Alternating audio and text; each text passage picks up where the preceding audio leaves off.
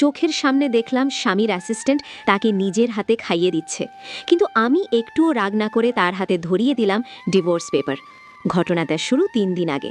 আমাদের 7 বছরের সম্পর্কের পর আমি তখন গর্ভবতী। এই সুখবরটা দিতেই তাকে খুঁজছিলাম, কিন্তু গিয়ে দেখি সে তার অ্যাসিস্ট্যান্টকে চুমু খাচ্ছে।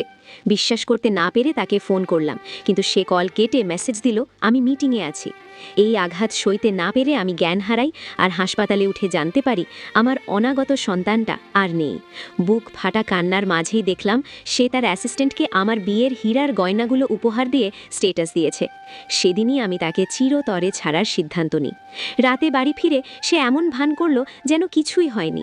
পরের দিন আমার নিজের ডিজাইনের বিয়ের পোশাকটা হাতে আসতেই আমি কাঁচি দিয়ে তা টুকরো টুকরো করে ফেলি।